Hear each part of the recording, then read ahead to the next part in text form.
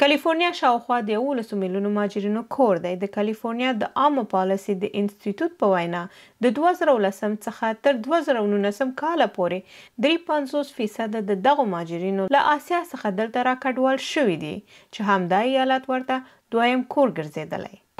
په جنوبي کالیفورنیا کې دا ښار د الکاهون سیټي په نامه یادیږي. د سپتمبر 11 د 2001 د خونړۍ پیښې څخه راایسته هغه مهاجرین چې کالیفورنیا ته راځي نو ګڼ شمېر یې همدلته په دې ښار کې ځای په ځای کیږي، په ځانګړې توګه د عراق څخه او د افغانستان څخه.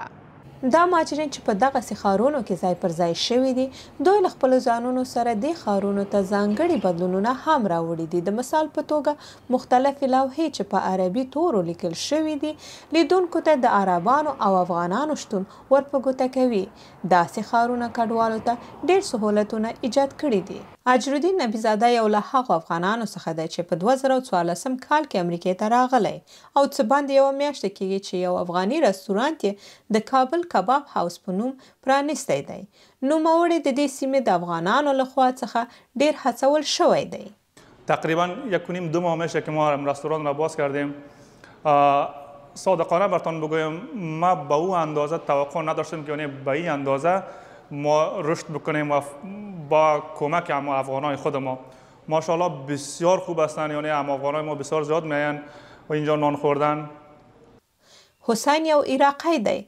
د نن خپل یو ملګری دی رستوران ته را دعوت کړی چې له افغاني خوړو سره یې بلد کړي.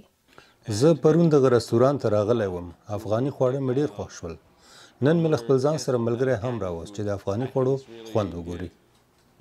په دې ښار کې شاوخوا 2000 افغاني کورنۍ استوګنه لري چې اکثریت یې دلته په HIV ویزو باندې راغلي دي. حمیدالله شهزاد چې څو کاله وړاندې دې ښار ته راغلی دی او همدلته استوګنه لري وایي چې دولت دلته مهاجرینو ته ډېر سهولتونه برابر کړي. په مجموع کې د افغانانو لپاره دلته چې راځي د کار ډېر سهولتونه دي. دلته اصلا دا ستونزه نشته چې یو مهاجر دې په دې باندې اریان شي چې زه به چیش کوم.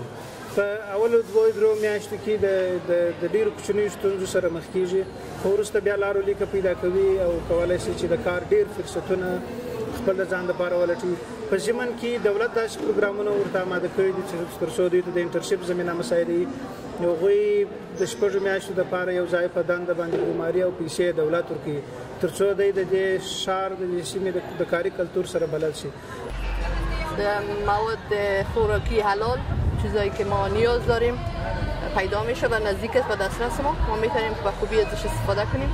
راه ما قدر دور نیست، نمیتونیم نیاز نیست که به راههای دور بریم و همچنان کار ما هم اینجاست، مکاتب اولادام اینجاست دیگه. به سهولت زندگی میکنیم تا فعلا خوب است، خوش هستیم. په دې ښارونو کې د ژوند نورې اسانتیاوې لکه د خوراکي توکو پلورنځایونه، جوماتونه او فرهنګي ټولنې چیرې چې افغانان خپل ځانګړي جشنونه او مراسم لمانځي هم شتون لري.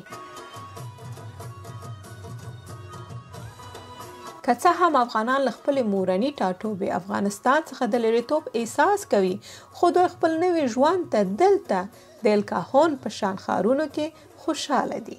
برېښنا تحریک د امریکا غږ آشنا ټلویزیون کالیفورنیا الکاهون.